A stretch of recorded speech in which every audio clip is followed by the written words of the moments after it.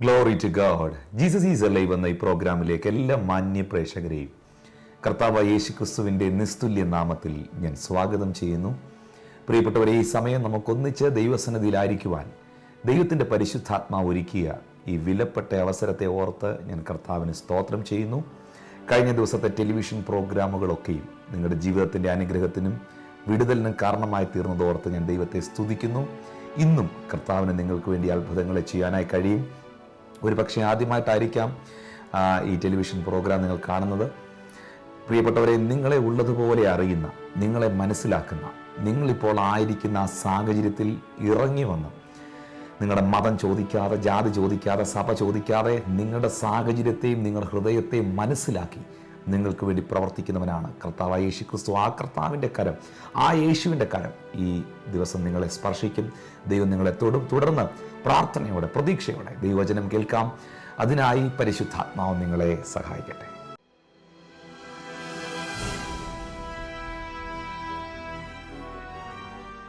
വിശുദ്ധ ബൈബിൾ നാം പഠിക്കുമ്പോൾ യേശു കർത്താവിൻ്റെ പരസ്യ ശുശ്രൂഷയിൽ അനേകർ യേശുവിനെ അനുഗമിച്ചു. അനേക പുരുഷാരം, മറ്റാരുടെയും കൂട്ടത്തിലില്ലാത്തവണ്ണം അനേക പുരുഷാരം കർത്താവിനെ അനുഗമിക്കുക പതിവായിരുന്നു. എന്തുകൊണ്ടാണ് പുരുഷാരം യേശുവിൻ്റെ പിന്നാലെ കൂടിയത്? അല്ലെങ്കിൽ എന്തുകൊണ്ട് ഇത്രയും പുരുഷാരം അന്നും ഇന്നും യേശുവിനെ അനുഗമിക്കുന്നു? അതിനാധാരമായി നമുക്കൊരു വേദഭാഗം വായിക്കാം. മത്തായിയുടെ സുവിശേഷം 4-ാം അധ്യായം അതിൻ്റെ 25-ാമത്തെ വാക്യം ആദ്യം നമുക്ക് ശ്രദ്ധിക്കാം. മത്തായി 4:25.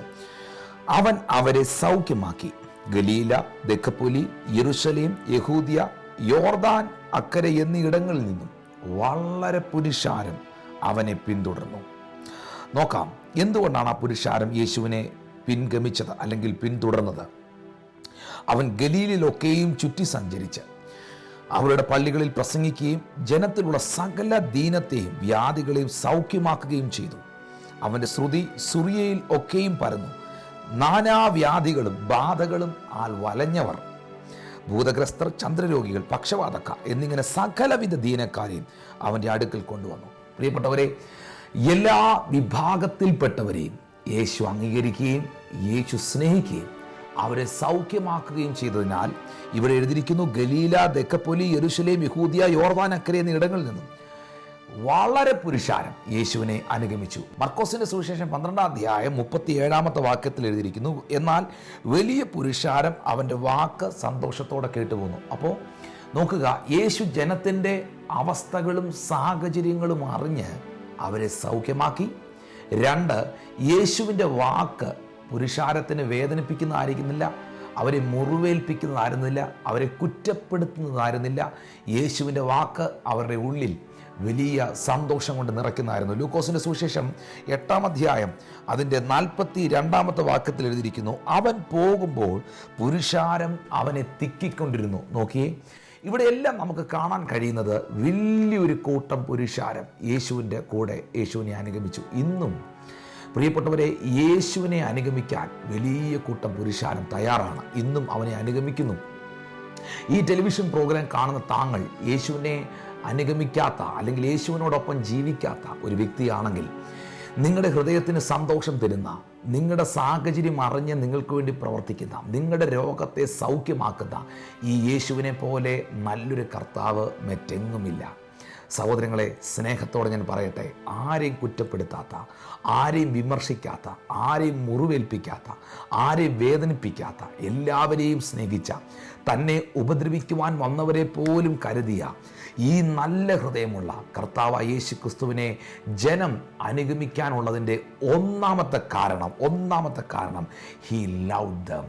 യേശു പുരുഷാരത്തെ സ്നേഹിച്ചു. മത്തായിയുടെ സുവിശേഷം 9-ാമത്തെ അധ്യായം 36-ാമത്തെ വാക്യം അത് നമ്മളെ പഠിപ്പിക്കുന്നു, അവൻ പുരുഷാരത്തെ ഇടയനില്ലാത്ത ആടുകളെ പോലെ കുഴഞ്ഞവരും ചിന്നിയവരുമായി കണ്ടിട്ട് അവരെക്കുറിച്ച് മനസ്സലിഞ്ഞു. നോക്കിയ പ്രിയപ്പെട്ടവരെ, പുരുഷാരത്തെ ഇടയനില്ലാത്ത ആടുകളെ പോലെ കണ്ടപ്പോൾ അവരെക്കുറിച്ച് കർത്താവ് മനസ്സലിഞ്ഞു. ഇന്ന് ഒരു മനുഷ്യൻ മറ്റൊരു മനുഷ്യനെ സ്നേഹിക്കുന്നത് അവരിലുള്ള എന്തെങ്കിലും നന്മകൾ കണ്ടുകൊണ്ടാണ്. നിങ്ങളുടെ പണം കണ്ടുകൊണ്ട് നിങ്ങളെ സ്നേഹിക്കുന്ന ഒത്തിരി ആൾക്കാർ ഈ ലോകത്തിലുണ്ടാകാം.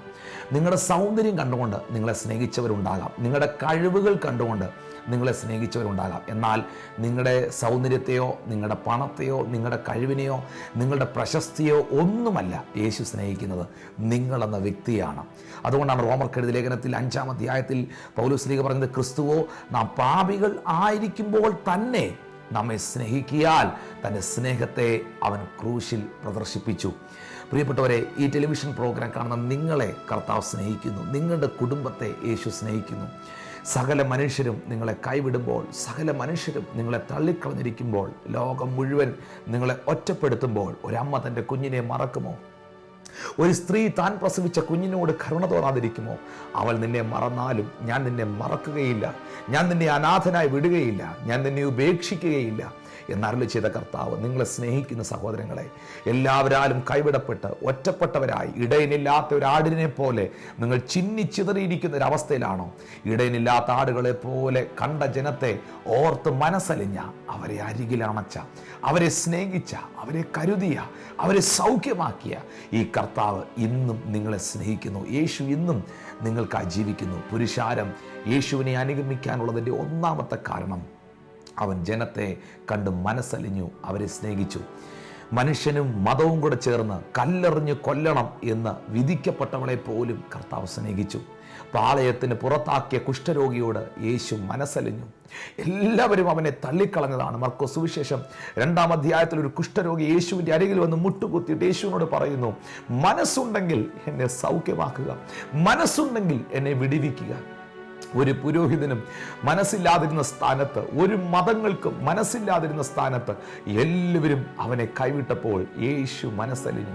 ഇന്നും ഈ ടെലിവിഷൻ പ്രോഗ്രാം നിങ്ങൾ കണ്ടുകൊണ്ടിരിക്കുമ്പോൾ പലരാലും നിങ്ങൾ ഒറ്റപ്പെട്ടിരിക്കുന്നു, പലരാലും നിങ്ങൾ തള്ളപ്പെട്ടിരിക്കുന്നു. യേശുവേ എന്നോട് മനസ്സലിയണമേ എന്ന് നിങ്ങൾ പ്രാർത്ഥിക്കുന്നെങ്കിൽ, എനിക്ക് കരുണ തോന്നണം എന്നുള്ളവനോട് കരുണ തോന്നുകയും എനിക്ക് ദയ തോന്നണം എന്നുള്ളവനോട് ദയ തോന്നുകയും ചെയ്യുന്ന കർത്താവ് ഇന്ന് നിങ്ങളോട് മനസ്സലിയുന്ന സഹോദരങ്ങളെ, നിങ്ങളോട് കരുണ കാണിക്കുന്നു കർത്താവ്. യോഹന്നാൻ 6:37 വായിക്കുന്നു, പിതാവ് എനിക്ക് തരുന്നതൊക്കെയും എൻ്റെ അടുക്കൽ വരുന്നു, എൻ്റെ അടുക്കൽ വരുന്നവനെ ഞാൻ ഒരു നാളും തള്ളിക്കളയുകയില്ല. മതത്തിൻ്റെയും ജാതിയുടെയും വർണ്ണത്തിൻ്റെയും വർഗത്തിൻ്റെയും പേരിൽ ഇന്ന് പലരും ഒറ്റപ്പെടുത്തുമ്പോൾ, നിങ്ങൾ ഏത് ജാതിയാണെങ്കിലും ഏത് മതമാണെങ്കിലും നിങ്ങളെ സ്നേഹിക്കുന്നവനായ ഒരു കർത്താവുണ്ട്. നിങ്ങളെ സ്നേഹിച്ച് ഈ ഭൂമിയിലേക്ക് വന്നൊരു യേശുവുണ്ട്. പ്രിയപ്പെട്ടവരെ, പലർക്കും ഈ യേശുവിൻ്റെ അരികിൽ വരുവാൻ മടിക്കുന്നത്, അല്ലെങ്കിൽ പലരും യേശുവിൻ്റെ സ്നേഹം അനുഭവിക്കാൻ അവർക്ക് കഴിയാത്തത്, യേശുവിൻ്റെ സ്നേഹം അനുഭവിച്ച, യേശുവിനെ അനുഗമിക്കുന്ന പലരുടെയും ജീവിതത്തിൽ സ്നേഹമില്ലാത്തത് കൊണ്ടാണ്. കർത്താവ് യേശു ക്രിസ്തു യോഹന്നാന്റെ സുവിശേഷത്തിൽ പറയുന്നു, നിങ്ങൾ തമ്മിൽ സ്നേഹിക്കണമെന്ന പുതിയൊരു കൽപ്പന ഞാൻ നിങ്ങൾക്ക് തരുന്നു. നിങ്ങൾ തമ്മിൽ സ്നേഹമുള്ളവരെങ്കിൽ നിങ്ങൾ എൻ്റെ ശിഷ്യന്മാരെന്ന് എല്ലാവരും അറിയും. പ്രിയപ്പെട്ടവരെ, ഇന്ന് ഈ പകൽ കർത്താവിൻ്റെ സ്നേഹം അനുഭവിച്ച ഒരു യൗവനക്കാരൻ എന്നുള്ള നിലയിൽ, കർത്താവിൻ്റെ സ്നേഹം അനുഭവിച്ച അവൻ്റെ ഒരു ശുശ്രൂഷകൻ എന്നുള്ള നിലയിൽ ഞാൻ നിങ്ങളോട് പറയട്ടെ, ഈ ലോകം നിങ്ങളെ സ്നേഹിച്ചില്ലെങ്കിലും യേശു നിങ്ങളെ സ്നേഹിക്കുന്നു. നിങ്ങളോട് സംസാരിക്കുന്ന ഞാൻ യേശു ക്രിസ്തുവിൽ നിങ്ങളെ സ്നേഹിക്കുന്നു. നിങ്ങളുടെ കുടുംബത്തിന് വേണ്ടി ഞാൻ പ്രാർത്ഥിക്കുന്നു. എൻ്റെ കുടുംബം നിങ്ങൾക്ക് വേണ്ടി പ്രാർത്ഥിക്കുന്നു. സഭ നിങ്ങൾക്ക് വേണ്ടി പ്രാർത്ഥിക്കുന്നു. നിങ്ങൾ കർത്താവിന് വിലപ്പെട്ടവരാ. പലരുടെയും വാക്കുകൾ നിങ്ങളെ മുറിവേൽപ്പിച്ചിരിക്കുന്നെങ്കിൽ, നിങ്ങളുടെ മക്കളുടെ വാക്കുകൾ, ഭർത്താവിൻ്റെ വാക്കുകൾ, കുടുംബക്കാരുടെ വാക്കുകൾ, ഒരു സമാധാനം അന്വേഷിച്ച് പ്രാർത്ഥിക്കാനായി ഒരു പ്രാർത്ഥനാലയത്തിൽ പോയപ്പോൾ അവിടെയും കുറ്റപ്പെടുത്തുന്ന വാക്കുകൾ കേട്ട്, അവിടെയും തിരസ്കരണങ്ങൾ അനുഭവിച്ച് ഒറ്റപ്പെട്ട് വല്ലാതെ വലയുന്നെങ്കിൽ, പുരുഷാരത്തെ കണ്ട് മനസ്സലിഞ്ഞ കർത്താവ് ഇന്ന് പകൽ നിങ്ങളെ ഓർത്ത് മനസ്സലിയുന്നു. നിങ്ങളെ കൈവിടുവാൻ അവൻ ഒരിക്കലും സാധ്യമല്ല. നിങ്ങളെ ഉപേക്ഷിക്കുവാൻ അവന് കഴിയുകയില്ല.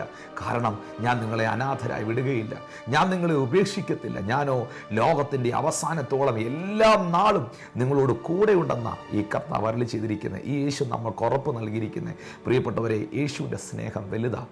ഈ ലോകത്തിലെ ഒരു മനുഷ്യർക്കും ഈ സ്നേഹം നിങ്ങൾക്ക് തരാൻ കഴിയത്തില്ല. ഒരമ്മയ്ക്കും ഒരപ്പനും ഒരു സഹോദരങ്ങൾക്കും ഒരു ബന്ധുമിത്രാദികൾക്കും ഒരു മക്കൾക്കും ഒരു ഭാര്യയ്ക്കും ഒരു ഭർത്താവിനും ഈ സ്നേഹം തരാൻ കഴിയത്തില്ല. യേശുവിൻ്റെ സ്നേഹം അത്ര വലുതാണ്. പുരുഷാരം യേശുവിനെ അനുഗമിച്ചതിൻ്റെ ഒന്നാമത്തെ കാരണം, he loved them.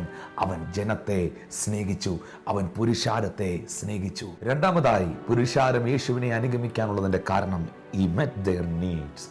യേശു തൻ്റെ അരികിൽ വന്നവരുടെ ആവശ്യങ്ങളെ പരിഹരിച്ചു, അല്ലെങ്കിൽ യേശു അവരുടെ ആവശ്യങ്ങളിൽ അവരോടുകൂടെ കൂട്ടായ്മ കാണിച്ചു. ഇന്ന് ഈ ടെലിവിഷൻ പ്രോഗ്രാം കാണുന്ന നിങ്ങൾ അനേക ആവശ്യങ്ങളുടെ നടുവിലാണ്. ചിലർ അവരുടെ മക്കൾക്ക് വേണ്ടി പ്രാർത്ഥിച്ചുകൊണ്ടിരിക്കുന്നു, ഒരു നല്ല അഡ്മിഷന് വേണ്ടി, അല്ലെങ്കിൽ നല്ലൊരു വിവാഹം നടക്കാൻ വേണ്ടി. അല്ലെങ്കിൽ നല്ലൊരു ഭവനം വെക്കുവാൻ വേണ്ടി, അല്ലെങ്കിൽ ഈ കടഭാരം ഒന്ന് മാറാൻ, ജോലി ലഭിക്കാൻ, ഈ രോഗമൊന്ന് സൗഖ്യമാക്കാൻ അനേക ആവശ്യങ്ങളുടെ നടുവിൽ ഇന്ന് അനേകർ ആയിരിക്കുന്നു. അവരൊക്കെ ചിലർ ഈ ടെലിവിഷൻ പ്രോഗ്രാം ഇന്ന് പകൽ കണ്ടുകൊണ്ടിരിക്കുന്നു. യേശുവിൻ്റെ ഏറ്റവും വലിയ ക്വാളിറ്റി, രണ്ടാമതായി ബൈബിൾ നമ്മളെ പഠിപ്പിക്കുന്നത്, അവൻ പുരുഷാരത്തിൻ്റെ ആവശ്യങ്ങളെ അറിഞ്ഞു പ്രവർത്തിച്ചു. അവരുടെ ആവശ്യങ്ങളിൽ അവരോട് കൂട്ടായ്മ കാണിച്ചു. വിശുദ്ധ ബൈബിളിൽ മത്തായിയുടെ സുവിശേഷം 15-ാം അധ്യായം അതിൻ്റെ 30-ാമത്തെ വാക്യത്തിൽ എഴുതിയിരിക്കുന്നു, വളരെ പുരുഷാരം, മുടന്തർ, കുരുടർ, ഊമർ, കൂനർ മുതലായ പലരെയും അവൻ്റെ അടുക്കൽ കൊണ്ടുവന്നു, അവൻ്റെ കാൽക്കൽ വെച്ചു, അവൻ അവരെ സൗഖ്യമാക്കി. നോക്കിയേ, യേശു കർത്താവിൻ്റെ അരികിൽ ഒരു സൗഖ്യം ആവശ്യപ്പെട്ടുകൊണ്ട് ഒരു രോഗി വന്നിട്ടുണ്ടെങ്കിൽ കർത്താവ് ആ ആവശ്യങ്ങളിൽ അവർക്ക് വേണ്ടി പ്രവർത്തിച്ചിട്ടുണ്ട്. യേശു രോഗികളെ സൗഖ്യമാക്കി. ഇന്ന് ഈ ടെലിവിഷൻ പ്രോഗ്രാം നിങ്ങൾ കണ്ടുകൊണ്ടിരിക്കുമ്പോൾ ഒരു സൗഖ്യം ആഗ്രഹിക്കുന്ന, ഒരു സൗഖ്യം ആവശ്യമായിരിക്കുന്ന ഒരു വ്യക്തിയാണോ താങ്കൾ? താങ്കളുടെ ഈ ആവശ്യത്തിൽ പ്രവർത്തിക്കാൻ യേശുവിന് കഴിയും. പുറപ്പാട് 15:26, ഞാൻ നിന്നെ സൗഖ്യമാക്കുന്ന യഹോവയാകുന്നു. 103-ാം സങ്കീർത്തനം 3-ാം വാക്യം, അവൻ നിന്റെ അകൃത്യങ്ങളൊക്കെയും മോചിക്കുന്നു, അവൻ നിന്റെ സകല രോഗത്തെ സൗഖ്യമാക്കുന്നു. 107-ാം സങ്കീർത്തനം 20-ാം വാക്യം, ഞാൻ നിന്നെ സൗഖ്യമാക്കുന്ന യഹോവയാകുന്നു. യിരെമ്യാ പ്രവചനം 33:6, ഞാൻ നിങ്ങൾക്ക് സാക്ഷാൽ രോഗശാന്തിയും ആരോഗ്യം വരുത്തി തരുന്നു. അതേ പ്രിയപ്പെട്ടവരെ, നിങ്ങളുടെ ആവശ്യങ്ങളിൽ നിങ്ങൾക്ക് വേണ്ടി പ്രവർത്തിക്കാൻ കർത്താവ് മതിയായവനാണ്. നിങ്ങളുടെ ആവശ്യം നിങ്ങളുടെ കടഭാരത്തിൽ നിന്നുള്ള വിടുതലാണോ? തീർച്ചയായിട്ടും ആമേൻ. ഫിലിപ്പിയർക്കെഴുതിയ ലേഖനത്തിൽ അപ്പോസ്തലനായ പൗലോസ് പറയുന്നു, എൻ്റെ ദൈവമോ എൻ്റെ ബുദ്ധിമുട്ടൊക്കെയും തൻ്റെ ധനത്തിനൊത്തവണ്ണം ക്രിസ്തയേശുവിൽ എനിക്ക് പൂർണ്ണമായി തീർത്തു തരും. അതേ പ്രിയമുള്ളവരെ, നിങ്ങളുടെ ആവശ്യങ്ങൾ എത്ര വലുതായാലും യേശുവിന് നിങ്ങൾക്ക് വേണ്ടി പ്രവർത്തിക്കാൻ കഴിയും. പുരുഷാരം അവനെ അനുഗമിച്ചതിൻ്റെ, അവൻ്റെ അരികിൽ വന്നതിൻ്റെ രണ്ടാമത്തെ കാരണം, അവൻ്റെ പാദപീഠത്തിൽ കൊണ്ടുവച്ച സകല രോഗികളെയും അവൻ സൗഖ്യമാക്കി. പണം ആവശ്യപ്പെടാതെ, അവരുടെ ജീവിതത്തിൽ മറ്റൊന്നും ആവശ്യപ്പെടാതെ, അവരുടെ വേദന അറിഞ്ഞ്, അവരുടെ ഭാരമറിഞ്ഞ് കർത്താവ് അവർക്ക് വേണ്ടി പ്രവർത്തിച്ചു. ഇന്ന് നിങ്ങൾ ചിലർ പറയുന്നൊരു കാര്യം ഇതാണ്, എൻ്റെ വേദന ആരും മനസ്സിലാക്കുന്നില്ല, എൻ്റെ ഭാരം ആരും അറിയുന്നില്ല. എന്നാൽ യേശു നിങ്ങളുടെ വേദന അറിയുന്നു, യേശു നിങ്ങളുടെ ഭാരം അറിയുന്നു. മത്തായി 10:30 എഴുതിയിരിക്കുന്നു, അവൻ നിങ്ങളുടെ തലയിലെ മുടികൾ വരെ എണ്ണിയിരിക്കുന്നു, അതിലൊന്ന് നിലത്ത് വീഴുന്നത് അവൻ അറിയുന്നു. പ്രിയപ്പെട്ടവരെ, നിങ്ങളുടെ വേദനയെ കർത്താവ് മനസ്സിലാക്കുന്നു. ഹൃദയം നുറുങ്ങിയവർക്ക് യഹോവ സമീപസ്ഥൻ, മനസ്സു തകർന്നവരെ അവൻ രക്ഷിക്കുന്നു. യെശയ്യാ പ്രവചനം 59:1 ബൈബിൾ പറയുന്നു, രക്ഷിപ്പാതിരിപ്പാൻ അവൻ്റെ കരം കുറുകിയിട്ടില്ല, കേൾക്കാതിരിക്കുവാൻ അവൻ്റെ കാതുകൾ മന്ദമായിട്ടില്ല. നിങ്ങളുടെ ആവശ്യങ്ങൾ എന്ത് തന്നെയാണെങ്കിലും യേശുവിന് പ്രവർത്തിക്കാനായിട്ട് കഴിയും. ലൂക്കോസ് സുവിശേഷം 6-ാം അധ്യായം 17-18 വാക്യത്തിൽ എഴുതിയിരിക്കുന്നു, അവർ അവരോടുകൂടെ ഇറങ്ങി സമഭൂമിയിൽ നിന്നു. അവൻ്റെ ശിഷ്യന്മാരുടെ കൂട്ടവും യഹൂദിയിൽ എല്ലായിടത്തു നിന്നും, യെരുശലേമിൽ നിന്നും, സോർ, സീദോൻ എന്ന സമുദ്ര തീരങ്ങളിൽ നിന്നും അവൻ്റെ വചനം കേൾപ്പാനും രോഗശാന്തികൾ കിട്ടുവാനും വന്ന ബഹുപുരുഷാരം അവൻ്റെ കൂടെ ഉണ്ടായിരുന്നു. നോക്കിയേ, കടലുകൾ കടന്ന് ജനം യേശുവിൻ്റെ അരികിൽ വന്നു. ചെറിയൊരു പുരുഷാരമല്ല, ബഹുപുരുഷാരം വന്നു. അശുദ്ധാത്മാക്കൾ ബാധിച്ചവർ സൗഖ്യം പ്രാപിച്ചു. ശക്തി അവനിൽ നിന്ന് പുറപ്പെട്ടു. എല്ലാവരെയും സൗഖ്യമാക്കുകൊണ്ട് പുരുഷാരമൊക്കെയും അവനെ തൊടുവാൻ ശ്രമിച്ചു. നോക്കിയേ, യേശു ക്രിസ്തുവിൽ നിന്ന് ശക്തി പുറപ്പെട്ടു. ഒരാളല്ല സൗഖ്യമായത്, രണ്ടുപേരല്ല, എല്ലാവരെയും സൗഖ്യമാക്കി. ആരാണ് ഈ എല്ലാവരും? തൊട്ടുമുകളിൽ എഴുതിയിരിക്കുന്നു, ബഹുപുരുഷാരം. ബഹുപുരുഷാരം, വലിയൊരു കൂട്ടം. ഞാൻ നിങ്ങളോട് പറയട്ടെ, ഒരാൾക്ക് സൗഖ്യം തരുവാനുള്ള ശക്തി യേശുവിലുണ്ട്. 1000 പേർക്ക് സൗഖ്യം തരുവാനുള്ള ശക്തി യേശുവിലുണ്ട്. 1,00,000 പേരെ ഒരേ സമയത്ത് സൗഖ്യമാക്കുവാനുള്ള ശക്തി യേശുവിലുണ്ട്. 1 കോടി ജനത്തെ ഒരു സമയത്ത് സൗഖ്യമാക്കുവാനുള്ള ശക്തി യേശുവിലുണ്ട്. ശക്തി യേശുവിൽ നിന്ന് പുറപ്പെട്ടപ്പോൾ ബഹുപുരുഷാരത്തിന് സൗഖ്യമുണ്ടായി. അശുദ്ധാത്മാക്കൾ അവരിൽ നിന്നും വിട്ടുമാറി. അവന്റെ ശക്തി അവനിൽ നിന്ന് പുറപ്പെടുന്നു എന്ന് തിരിച്ചറിഞ്ഞപ്പോൾ ജനം യേശുവിനെ തൊടുവാൻ ശ്രമിച്ചു. നോക്കി പ്രിയപ്പെട്ടവരെ, എന്തുകൊണ്ടാണ് ഈ പുരുഷാരം യേശുവിനെ അനുഗമിച്ചത്? 1, അവൻ ജനത്തെ സ്നേഹിച്ചു. 2, അവൻ ജനത്തിന്റെ ആവശ്യങ്ങളിൽ അവർക്കായി പ്രവർത്തിച്ചു. ആമേൻ, സ്തോത്രം. വേദപുസ്തകത്തിൽ യോഹന്നാന്റെ സുവിശേഷം 6-ാം അധ്യായം അതിന്റെ 2-ാമത്തെ വാക്യം നമുക്ക് ശ്രദ്ധിക്കാം. യോഹന്നാൻ 6:2, അനന്തരം യേശു തിബരിയാസ് എന്ന ഗലീല കടലിന്റെ അക്കരയ്ക്ക് പോയി. അവൻ രോഗികളിൽ ചെയ്യുന്ന അടയാളങ്ങളെ കണ്ടിട്ട് വലിയ ഒരു പുരുഷാരം അവന്റെ പിന്നാലെ ചെന്നു. ഞാൻ നിങ്ങളോട് സ്നേഹത്തോടെ പറയാം, അന്ന് 2010 വർഷങ്ങൾക്ക് മുൻപ് രോഗികളെ സൗഖ്യമാക്കിയ യേശു, ഭൂതങ്ങളെ പുറത്താക്കിയ യേശു, അത്ഭുതങ്ങളെ ചെയ്ത യേശു ഇന്നും ജീവിക്കുന്നവനാ. ഇന്നും അവൻ പ്രവർത്തിക്കുന്നവനാ. ഉയർത്തെഴുന്നേറ്റ് അവൻ ഇന്നും ജീവിക്കുന്നത് നിങ്ങളുടെ ആവശ്യങ്ങളിൽ നിങ്ങൾക്ക് വേണ്ടി പ്രവർത്തിക്കാനാ. പ്രിയമുള്ളവരെ, യേശുവിനെ പുരുഷാരം അനുഗമിക്കാനുള്ളതിൻ്റെ ഒന്നാമത്തെ കാരണം യേശു അവരെ സ്നേഹിച്ചു. ഇന്നും യേശു ജനത്തെ സ്നേഹിക്കുന്നു. 2, യേശു അവരുടെ ആവശ്യങ്ങളിൽ അവർക്കായി പ്രവർത്തിച്ചു. ഇന്നും യേശു നിങ്ങൾക്കായി നിങ്ങളുടെ ആവശ്യങ്ങളിൽ പ്രവർത്തിക്കുന്നു. 3, പുരുഷാരം യേശുവിൻ്റെ അരികിൽ വരാനുള്ളതിൻ്റെ മൂന്നാമത്തെ കാരണം അവൻ്റെ ഉപദേശത്തിൽ അവർ വിസ്മയിച്ചു. അവനെ പോലെ സംസാരിച്ചവരെ അതിനു മുൻപ് അവർ കണ്ടിട്ടില്ല. യേശുവിൻ്റെ വാക്കുകൾക്ക് ശക്തി ഉണ്ടായിരുന്നു. അവൻ്റെ ഉപദേശം ശക്തമായിരുന്നു. അവൻ്റെ ഉപദേശം പ്രാക്ടിക്കൽ വേസ്, ഒരു മനുഷ്യൻ എങ്ങനെ ഈ ഭൂമിയിൽ ജീവിക്കണം, എങ്ങനെ അവൻ ജീവിതം നയിക്കണം, അപ്പനെയും അമ്മയും എങ്ങനെ സ്നേഹിക്കണം, ഭാര്യയെ എങ്ങനെ സ്നേഹിക്കണം, കുടുംബത്തെ എങ്ങനെ സ്നേഹിക്കണം, ഈ ഭൂമിയിൽ ഒരു മനുഷ്യൻ എങ്ങനെ ജീവിക്കണമെന്ന് യേശു പഠിപ്പിച്ചു. ഇതാണ് മൂന്നാമത്തെ കാരണം. വിശുദ്ധ ബൈബിളിൽ മത്തായിയുടെ സുവിശേഷം 13-ാം അധ്യായം 34-ാമത്തെ വാക്യത്തിൽ എഴുതിയിരിക്കുന്നു, യേശു പുരുഷാരത്തോട് ഉപമകളായി പറഞ്ഞു, ഉപമ കൂടാതെ അവരോടൊന്നും പറഞ്ഞില്ല. അപ്പൊ കർത്താവ് യേശു ക്രിസ്തു ജനത്തെ പഠിപ്പിച്ചത്, അല്ലെങ്കിൽ തൻ്റെ അരികിൽ വന്ന പുരുഷാരത്തോട് സംസാരിച്ചത് അവർക്ക് മനസ്സിലാകുന്ന രീതിയിലാണ്. എന്തുകൊണ്ടാണ് ഇന്ന് പലരും ഈ സുവിശേഷം അറിയാത്തത്, അല്ലെങ്കിൽ എന്തുകൊണ്ടാണ് പലരും പല മീറ്റിങ്ങുകളിൽ പങ്കെടുക്കാത്തത്? വാസ്തവത്തിൽ പുരുഷാരത്തിന് മനസ്സിലാകുന്ന രീതിയിൽ അവരുടെ ഹൃദയത്തിൻ്റെ നിലവാരം അറിഞ്ഞ് ആരും ഇന്ന് അധികം പഠിപ്പിക്കുന്നില്ല. എന്നാൽ യേശു അങ്ങനെ ആയിരുന്നില്ല പ്രിയപ്പെട്ടവരെ. അവരുടെ ഹൃദയം അറിഞ്ഞ, അവരുടെ ജീവിതം അറിഞ്ഞ കർത്താവ് പഠിപ്പിച്ച്. നോക്കി, വിദ്യാഭ്യാസമുള്ള, വലിയ വിദ്യാഭ്യാസമില്ലാത്ത, ന്യായപ്രമാണമൊന്നും അറിയാത്ത ഒരു വ്യക്തിയോട് കർത്താവ് ആ നിലയിലാണ് സംസാരിച്ചത്. എന്നാൽ ന്യായപ്രമാണത്തിൽ ശുഷ്കാന്തി പൂണ്ട ന്യായശാസ്ത്രിയോട് കർത്താവ് ആ നിലയിലാണ് ഇടപെട്ടത്. കാരണം കർത്താവ് വ്യക്തികളെ മനസ്സിലാക്കിയും അവരുടെ ഹൃദയങ്ങളെ മനസ്സിലാക്കിയും കർത്താവ് അവരെ പഠിപ്പിച്ചത്. അവർക്ക് മനസ്സിലാകുന്ന രീതിയിൽ ഉപമകളോടുകൂടെയാണ് അവരെ പഠിപ്പിച്ചത്. ഇന്ന് ഈ ടെലിവിഷൻ പ്രോഗ്രാം കാണുന്ന നിങ്ങളോട് ഞാൻ പറയട്ടെ, ദൈവം നിങ്ങളോട് സംസാരിക്കുമ്പോൾ നിങ്ങൾക്ക് മനസ്സിലാകുന്ന രീതിയിലേ കർത്താവ് നിങ്ങളോട് സംസാരിക്കത്തുള്ളൂ. നിങ്ങൾക്ക് മനസ്സിലാക്കി തരുന്ന നിലയിലേ കർത്താവ് നിങ്ങളോട് ഇടപെടത്തുള്ളൂ. അല്ല, നിങ്ങൾക്ക് മനസ്സിലാകാത്ത നിലയിൽ കർത്താവ് നിങ്ങൾ ഇടപെടത്തില്ല. ജനത്തിന് മനസ്സിലാകുന്ന രീതിയിൽ അവരുടെ ഹൃദയത്തിൻ്റെ നിലവാരത്തെയും അവരുടെ അവസ്ഥകളെയും മനസ്സിലാക്കി യേശു ക്രിസ്തു സംസാരിച്ചതുപോലെ സംസാരിക്കുവാനും പ്രവർത്തിക്കുവാനും ശുശ്രൂഷകർ തയ്യാറാകുമ്പോൾ വലിയ പുരുഷാരം അവരുടെ അരികിൽ വരും. കർത്താവ് എന്നെ ആക്കി വെച്ചിരിക്കുന്ന ദൈവസഭയിൽ ഞാൻ പ്രസംഗിക്കുമ്പോൾ ഞാൻ വലിയ തിയോളജികളൊന്നും പറയാറില്ല. തിയോളജി അറിയാൻ വയ്യാഞ്ഞിട്ടല്ല, അല്ലെങ്കിൽ വലിയ ഡീപ്പ് പോയിന്റ്സ് പറയാൻ കഴിയാഞ്ഞിട്ടല്ല. എന്നാൽ ഇന്നങ്ങോട്ട് ജസ്റ്റ് വരുന്ന ഒരു പുതിയ വിശ്വാസിയോട്, അല്ലെങ്കിൽ ആദ്യമായി യേശുവിലേക്ക് വരുന്ന ഒരു മനുഷ്യനോട് ആഴമുള്ള കട്ടിയുള്ള ആഹാരം അവന് കൊടുത്താൽ ഡൈജസ്റ്റ് ആകത്തില്ല. അതുകൊണ്ട് അപ്പോസ്തലനായ പൗലോസ് പറഞ്ഞത്, കട്ടിയുള്ളതല്ല പാലത്രയും നിങ്ങൾക്ക് നൽകിയത്. വചനം എന്ന മായമില്ലാത്ത പാൽ കുടിച്ച് വളരാനാണ് കർത്താവ് പറഞ്ഞത്. വളർന്നു കഴിയുമ്പോൾ കട്ടിയുള്ള ഭക്ഷണം കഴിക്കണം. പക്ഷേ സാധാരണ ജനത്തോട്, അല്ലെങ്കിൽ പുരുഷാരത്തോട് കർത്താവ് ഇടപെട്ടത് വലിയ കട്ടിയുള്ള ഭക്ഷണം കൊണ്ടൊന്നും അല്ല കർത്താവ് ഇടപെട്ടത്. കർത്താവ് സിമ്പിളായിട്ടുള്ള മുത്തിൻ്റെ ഉപമയിലൂടെ, മത്സ്യത്തിൻ്റെ ഉപമയിലൂടെ, വിത്ത് വിതയ്ക്കാൻ പോകുന്ന ഒരു മനുഷ്യൻ്റെ ഉപമയിലൂടെ, അങ്ങനെ അവർക്ക് മനസ്സിലാകുന്ന, അവർ ദിനംപ്രതി കാണുന്ന കാര്യങ്ങളിലൂടെയാണ് കർത്താവ് അവരോട് സംസാരിച്ചതും കർത്താവ് അവരോട് ഇടപെട്ടതെല്ലാം. ഇന്ന് ഈ ടെലിവിഷൻ പ്രോഗ്രാം കാണുന്ന നിങ്ങളോട് ഞാൻ പറയട്ടെ, ആ നിലയിലാണ് ഇന്നും ദൈവത്തിന് നിങ്ങളോട് ഇടപെടാൻ ഇഷ്ടം. ഇന്നും കർത്താവ് അങ്ങനെയാണ് നിങ്ങളോട് സംസാരിക്കുന്നത്. നോക്കിയേ, ഉപമകളിലൂടെ അവൻ പുരുഷാരത്തോട് സംസാരിച്ചു. മർക്കോസിന്റെ സുവിശേഷം തന്നെ 10-ാം അധ്യായം അതിൻ്റെ 1-ാമത്തെ വാക്യത്തിൽ എഴുതിയിരിക്കുന്നു, അവിടെ നിന്ന് അവൻ പുറപ്പെട്ട യോർദാൻ അക്കരെ യഹൂദിയ ദേശത്തിൻ്റെ അതിരോളം ചെന്നു. പുരുഷാരം പിന്നെയും അവൻ്റെ അടുക്കൽ വന്നുകൂടി. അതുപോലെ അവൻ അവരെ പിന്നെയും ഉപദേശിച്ചു. അപ്പോൾ പരീക്ഷന്മാർ അടുത്ത് വന്ന്, ഭാര്യ ഉപേക്ഷിക്കുന്നത് പുരുഷന് വിഹിതമോ എന്നവനെ പരീക്ഷിച്ച് ചോദിച്ചു. നോക്കിയേ, കർത്താവായ യേശു ക്രിസ്തു വന്നിരുന്ന സമയത്ത് പുരുഷാരമൊക്കെയും അവൻ്റെ അരികിൽ വന്നു. അതുപോലെ പിന്നെയും അവൻ അവരെ ഉപദേശിച്ചു.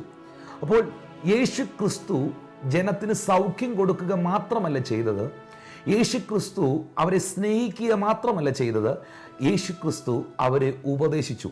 ശ്രദ്ധിക്കുക, കർത്താവായ യേശു ക്രിസ്തു തരുന്ന സൗഖ്യം മാത്രം കൊണ്ട് നിങ്ങൾ പോകരുത്. കർത്താവായ യേശു ക്രിസ്തു നിങ്ങൾക്ക് തരുന്ന സ്നേഹം അനുഭവിക്കുക മാത്രം ചെയ്തുകൊണ്ട് നിങ്ങൾ ജീവിക്കരുത്. യേശു ക്രിസ്തു പറഞ്ഞത് അനുസരിക്കുവാനുള്ള മനസ്സും കൂടെ നമുക്കുണ്ടാകണം. നോക്കുക, യേശുവിനെ പുരുഷാരം അനുഗമിക്കാനുള്ളതിൻ്റെ കാരണം, ഒന്ന്, അവൻ ജനത്തെ വകതിരിവില്ലാതെ മുഖപക്ഷം കൂടാതെ സ്നേഹിച്ചു. 2, യേശുവിൻ്റെ അരികിൽ വന്നവരുടെ ആവശ്യങ്ങൾക്ക് വേണ്ടി അവൻ പ്രവർത്തിച്ചു. 3, യേശുക്രിസ്തു ഈ ഭൂമിയിൽ മനുഷ്യ നീ എങ്ങനെ ജീവിക്കണം എന്നുള്ള കാര്യം പഠിപ്പിച്ചു. അവിടെ വരുമ്പോൾ നമ്മുടെ സ്തോത്രം കുറഞ്ഞു പോകരുത്. അവിടെ വരുമ്പോൾ നമുക്കൊരു പ്രയാസമുണ്ടാകരുത്. അവൻ്റെ ഉപദേശം കേൾക്കുകയും, പലപ്പോഴും ചില സ്ഥലത്തൊക്കെ പുരുഷാരം അവനെ വിട്ടു പോകാനുള്ളതിൻ്റെ കാരണം അവൻ്റെ ഉപദേശം പലർക്കും ഡൈജസ്റ്റ് ആകാഞ്ഞതുകൊണ്ടാണ്. ചിലർക്കത് ഇഷ്ടപ്പെട്ടില്ല. യേശുക്രിസ്തു ശുശ്രൂഷിച്ച സമയത്ത് വളരെ പുരുഷാരം അരികിൽ വന്നു. കഴിഞ്ഞ തലേ ദിവസം യേശു അപ്പവും മീനും വർദ്ധിപ്പിച്ച് അനേകർക്ക് വിളമ്പി. ഇന്ന് യേശു കർത്താവ് പറഞ്ഞു, ഇന്ന് അപ്പവും വിളമ്പുന്നില്ല, മീനും വർദ്ധിപ്പിക്കുന്നില്ല, ഇന്ന് ഞാൻ ദൈവരാജ്യത്തിൻ്റെ മർമ്മങ്ങളെ പ്രസ്താവിക്കാൻ പോകുന്നു പറഞ്ഞപ്പോൾ പുരുഷാരം അവനെ വിട്ടുപോയി. ആ സമയത്ത് കർത്താവ് ശിഷ്യന്മാരോട് ചോദിക്കുന്നു, നിങ്ങൾക്കും പോകണോ? നിങ്ങൾക്ക് പോകണമെങ്കിൽ നിങ്ങൾക്കും പോകാം. ആ സമയത്ത് പത്രോസ് യേശുവിനോട് പറയുന്നത്, ഗുരു, നിത്യജീവന്റെ മൊഴികൾ നിന്നിൽ മാത്രമേ ഉള്ളൂ. അപ്പോൾ അത്ഭുതം മാത്രം നമ്മൾ ഏറ്റെടുത്താൽ പോരാ. നമ്മുടെ ആവശ്യങ്ങളിൽ കർത്താവ് പ്രവർത്തിക്കുമ്പോൾ അതിന് മാത്രം നമ്മൾ ജീവിച്ചാൽ പോരാ. അവൻ്റെ സ്നേഹം നാം മാത്രം അനുഭവിച്ചാൽ പോരാ. അവൻ്റെ വായിൽ നിന്ന് പുറപ്പെടുന്ന നിത്യജീവൻ്റെ മൊഴികൾ കേൾക്കുകയും അതിൻ പ്രകാരം ജീവിതത്തെ ക്രമീകരിക്കുകയും ചെയ്യണം. ഇങ്ങനെ ചെയ്താൽ മാത്രമേ യഥാർത്ഥമായി നാം യേശുവിനെ അനുഗമിക്കുന്ന, യേശുക്രിസ്തുവിൻ്റെ ഹൃദയപ്രകാരം മുൻപോട്ട് പോകുന്ന ഒരു വ്യക്തിയായി നമുക്ക് ജീവിക്കാൻ കഴിയത്തുള്ളൂ. ഇന്ന് ഈ ടെലിവിഷൻ പ്രോഗ്രാം കാരണം നിങ്ങളോട് ഞാൻ പറയട്ടെ, യേശുക്രിസ്തു നിങ്ങളെ സ്നേഹിക്കുന്നു. 2, യേശുക്രിസ്തു നിങ്ങളുടെ സകല ആവശ്യങ്ങളിലും നിങ്ങൾക്ക് വേണ്ടി പ്രവർത്തിക്കുന്നു.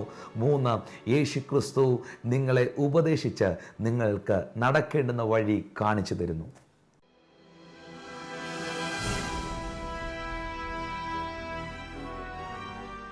ഞാൻ നിങ്ങൾക്ക് വേണ്ടി പ്രാർത്ഥിക്കാൻ പോകുന്നു. ഞങ്ങളെ സ്നേഹിക്കുന്ന ഞങ്ങളുടെ ദൈവമേ, ഞങ്ങളുടെ സ്വർഗീയ പിതാവേ, ഈ പ്രോഗ്രാം കാണുന്ന എല്ലാ മാന്യ പ്രേക്ഷകരെയും യേശുക്രിസ്തുവിൻ്റെ നാമത്തിൽ ഞാൻ അനുഗ്രഹിച്ച് പ്രാർത്ഥിക്കുന്നു. തൻ്റെ അരികിൽ കൊണ്ടുവന്ന പുരുഷാരത്തെ സൗഖ്യമാക്കിയ യേശുവെ, ഇപ്പോൾ ഈ പ്രോഗ്രാം കണ്ടുകൊണ്ടിരിക്കുന്നവർ യേശുക്രിസ്തുവിൻ്റെ നാമത്തിൽ ഇപ്പോൾ സൗഖ്യം പ്രാപിക്കട്ടെ എന്ന് പ്രാർത്ഥിക്കുന്നു. അനേക ആവശ്യങ്ങളുടെ നടുവിൽ ഇവരായിരിക്കുമ്പോൾ സകല ആവശ്യങ്ങളുടെ മേലും, അത് എന്ത് തന്നെയാണെങ്കിലും കർത്താവെ, കടഭാരമാണെങ്കിൽ അത് മാറിപ്പോകട്ടെ. തലമുറകളുടെ വിവാഹത്തിന് വേണ്ടിയാണ് പ്രാർത്ഥിക്കുന്നെങ്കിൽ അത് സംഭവിക്കട്ടെ. വഴി തുറക്കാനാണ് പ്രാർത്ഥിക്കുന്നെങ്കിൽ ആരും അടയ്ക്കാതെ വണ്ണം തുറക്കുകയും ആരും തുറക്കാതെ വണ്ണം അടയ്ക്കുകയും ചെയ്യുന്ന കർത്താവിൻ്റെ കരം ഇപ്പോൾ യേശുവിൻ്റെ നാമത്തിൽ ഇവർക്കായിട്ട് ഇറങ്ങി വരട്ടെ. അപ്പോൾ തന്നെ യേശുവേ, നിന്റെ സ്നേഹം, ആ കാൽവറിയിലെ സ്നേഹം ആഴമായിട്ട് ഇവർ അനുഭവിക്കട്ടെ. നിന്റെ വചനത്തെ അനുസരിക്കുന്നവരായി, നിന്റെ കൽപ്പനകളിൽ സന്തോഷിക്കുന്നവരായി, ആ പ്രബോധനങ്ങളിൽ ആശ്വാസം സ്വീകരിച്ചുകൊണ്ട് കർത്താവിൻ്റെ വചനപ്രകാരം ജീവിതം നയിക്കുന്നവരാകാൻ പരിശുദ്ധാത്മാവ് ഇവരെ സഹായിക്കണം. ഈ ടെലിവിഷൻ പ്രോഗ്രാം കാണുന്ന എല്ലാവരെയും പിതാവിൻ്റെ, പുത്രൻ്റെയും പരിശുദ്ധാത്മാവിൻ്റെ നാമത്തിൽ ഞാൻ അനുഗ്രഹിച്ച് പ്രാർത്ഥിക്കുന്നു. ഇവരും ഇവരുടെ കുടുംബവും ഒരു അനുഗ്രഹമായി മാറട്ടെ. അവിടുന്ന് പ്രാർത്ഥന കേട്ടതിനായി സ്തോത്രം. യേശുവിൻ്റെ നാമത്തിൽ തന്നെ ആമേൻ. ദൈവമായ കർത്താവ് നിങ്ങളെയും നിങ്ങളുടെ കുടുംബത്തെയും നിങ്ങൾക്കുള്ളതിനെയും ധാരാളമായിട്ട് അനുഗ്രഹിക്കട്ടെ. നിങ്ങളും നിങ്ങളുടെ കുടുംബവും ദൈവരാജ്യത്തിനും ഞങ്ങൾക്കും ഒരു അനുഗ്രഹമാണ്. കർത്താവ് നിങ്ങളെ ഉയർത്തട്ടെ, മാനിക്കട്ടെ. സർവശക്തനാകുന്ന ദൈവം ഈ ദിവസങ്ങളിൽ വലിയ അത്ഭുതങ്ങൾ നിങ്ങൾക്ക് വേണ്ടി ചെയ്യും. യേശു നിങ്ങളെ സ്നേഹിക്കുന്നു. അടുത്ത ദിവസം കാണുന്നവരെയും അത്യുന്നതിൻ്റെ ചിറകിൻ്റെ മറവിൽ സർവശക്തനാകുന്ന ദൈവം നിങ്ങളെ സൂക്ഷിക്കട്ടെ. I bless you in Jesus almighty name. Amen.